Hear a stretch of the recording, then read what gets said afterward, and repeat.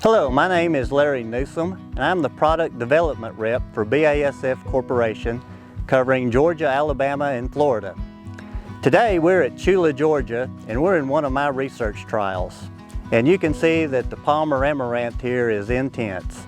At BASF, we're partnering with AGCO and our farmers to see if we can eradicate Palmer amaranth and water hemp. We know if everyone works together that we can be successful, but this is going to be a challenge because Palmer amaranth is going to fight to the last man, or should I say the last plant. Operation Weed Eradication is a mission between BASF and our partners with AGCO and with farmers to eradicate Palmer amaranth and water hemp. You can see that it is going to be a tough challenge, but we are up to the fight, and we know that our partners are as well. It's something that's going to take dedication, and it's going to take persistence. It's something that's going to require a strong mindset from our farmers. It's going to require us to be dedicated to this mission for 365 days a year to get rid of Palmer amaranth and water hemp. Well, as you can see from this trial, Palmer amaranth has the ability to tremendously compete with our crop. It's going to outcompete our crop hands down, there's no doubt about it. So we've got to do everything we can, use every tool in our toolbox to get this weed under control. You can see the height of the plant here. They're very prolific seed producers. They're going to try to just overwhelm us with sheer numbers of plants. And that's the challenge that we're facing, is to get all of these plants controlled in our fields. You know, our farmers in Georgia have had a tough time with Palmer amaranth, and actually a few years back I would say that Palmer amaranth had the upper hand on our farmers. But through partnering with our university friends and with industry and with people like AGCO and BASF and other chemical companies, our farmers have been able to fight back. A few years it wasn't uncommon to find farmers that had totally abandoned their fields, whether it be cotton fields or corn fields, because Palmer amaranth had completely robbed that field of any yield. There was no point in harvesting it. But now our farmers are making progress. But once again, Palmer amaranth is not giving up. It's fighting back as well. And one of the things that Palmer amaranth is doing is developing resistance to multiple modes of action of herbicides out there. Some of our Palmer amaranth fields and water hemp have resistance to as many as 7 different chemical classes. So it's very important that we rotate our modes of action in order to keep Palmer amaranth under control, because it is going to fight, it's not going to give up.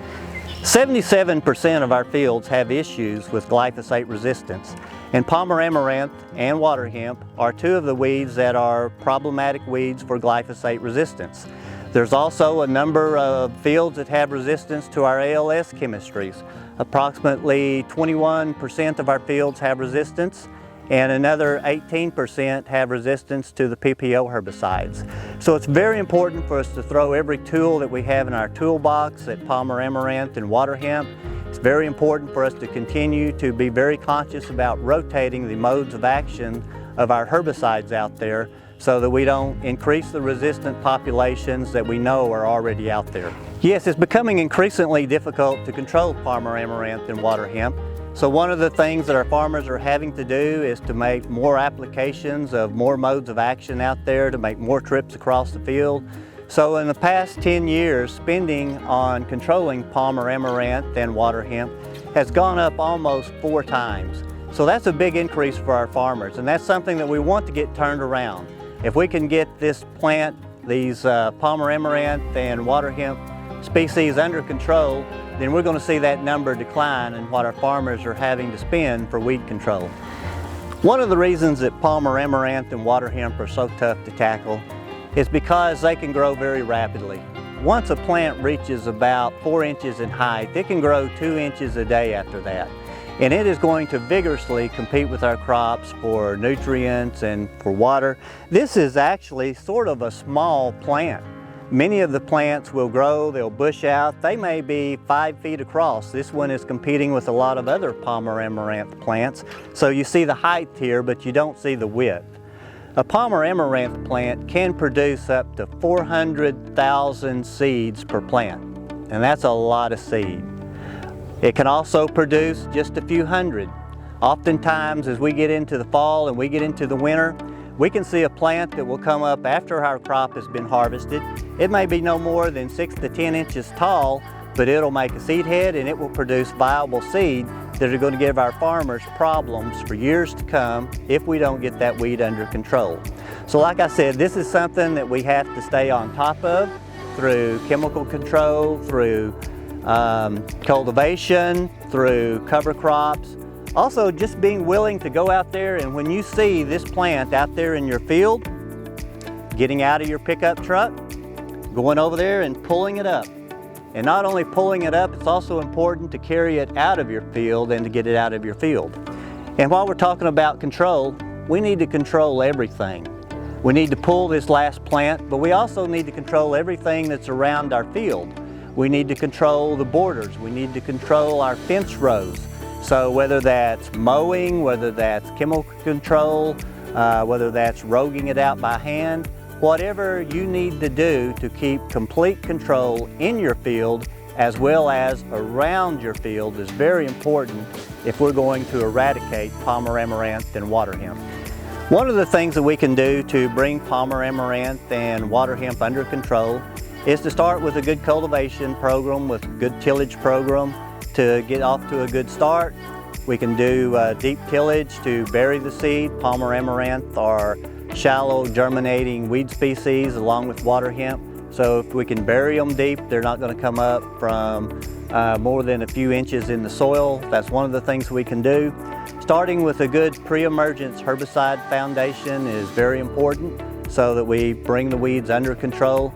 And then we need to be very diligent in knowing what's going on in our field and not letting things get away from us. We need to go out there and scout. So if we need a post-emergence application, that we can do that in a timely manner and select the appropriate product for the appropriate crop so that we can bring those Palmer amaranth escapes under control. Then once we get to harvest, it's going to be very important that we continue thinking about eradicating Palmer amaranth and water hemp, because not only are we going to need to harvest the crop effectively, we're going to be needing to be very careful about when we're moving from field to field with our equipment. We need our equipment clean. We need to make sure that we're not transporting soil from one field to the other that may be contaminated with Palmer amaranth and water hemp seeds. We also need to be very careful with our harvesting equipment, whether that be a combine or whether that's a cotton picker, whatever that may be, because these are also tremendous sources of spreading Palmer amaranth and water hemp seeds from fields that have high infestations to fields that may be fairly clean. So you may have made a lot of progress in cleaning up one of your fields, but if you're not careful with your combine and you take it from a weedy field and then you go over and you start combining in a field that was relatively clean the previous year, it may not be clean next year because you've just brought a lot of Palmer amaranth and water hemp seeds into that field. You know, as we look back over a number of years, we've seen tremendous shifts in weed species that are giving us economic problems in our crops. One of the things that I remember from early on was Johnson grass and how big of a problem Johnson grass was. We very seldom see Johnson grass in a field these days. It's just an example of something that we've really brought under control and almost eradicated.